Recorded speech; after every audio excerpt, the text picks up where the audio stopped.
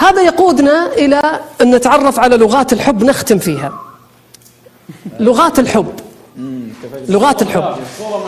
إيش معنى لغات الحب؟ ما معنى لغة الحب؟ لغة الحب يا كرام معناها أني أنا لو أتكلم عربي وأنت تتكلم فرنسي، مهما كانت حديثي الجميل لن تفهمه. مشاعر لن تفهمه.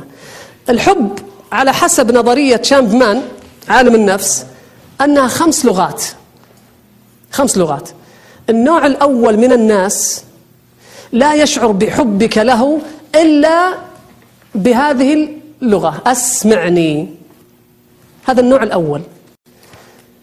جيب له هدية، واحد جاب زوجته هدية، تسلف مبلغ وجاب هدية لزوجته مرة، يعني تكلف، أعطاها إياه، أخذت الزوجة الهدية، أخذتها على جنب وقالت له: تحبني؟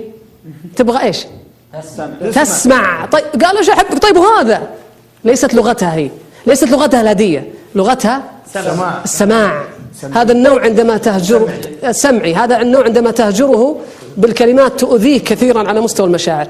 النوع الثاني أهدني. النوع الثاني أهدني. طيب هذا النوع هدايا. لما تقول أحبك والله لا يخليني منك، قال إيه؟ ما عندك إلا الكلام ودائم يديك تدودل، ما عمرك دخلت بشيء. إيه؟ هذا النوع يحب الهدية.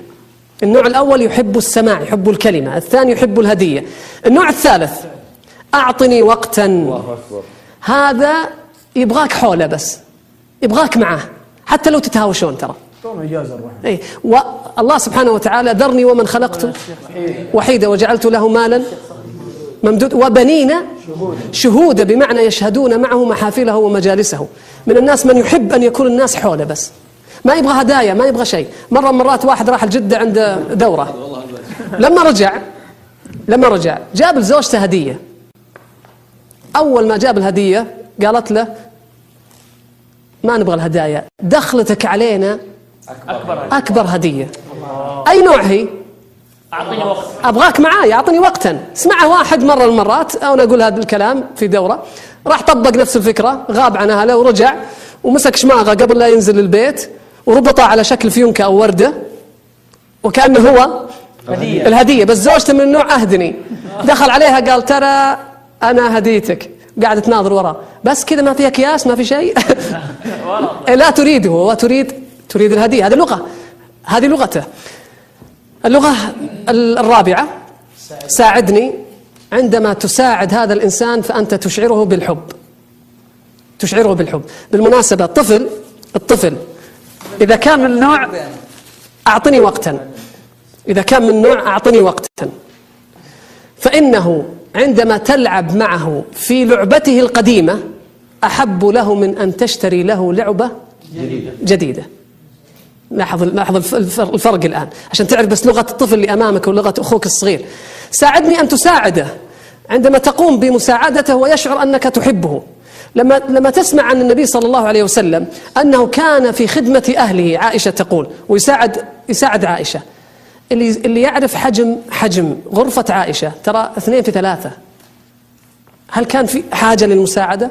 لا، صغيرة، بس هي حاجة نفسية وليست حاجة حقيقية مادية لدورك كزوج داخل أسرته. اللغة الأخيرة: المسني. هذا النوع لما تجيب له هدية من الأطفال يلمك، يضمك. هذا النوع يحب يمسك يدك. هذا النوع الملامسة الجسدية بالنسبة له هي لغة الحب. هذا واحد في الكويت احترق بيتهم ومسك يد زوجته وهربوا من المنزل، وكانوا يقفزون اللهب، وزوجته تبكي وتضحك وتبكي وتضحك. فلما خرجوا قالها: وش فيك يا بنت الحلال؟ وش اللي صاير؟ وش فيه تضحكين وتبكين؟ قالت: أبو فلان خفت علي، لازم يحترق بيتنا عشان تمسك يدي. شوف ألمها وتشعر أنها ليس لديها وبينها وبين مشاعر، لأن لغتها في الحب اللمس. قد يكون هو ممتاز ويجيب هدايا ويسمعها كلام حلو، بس اللمس لم يكن اللغة التي تناسبها.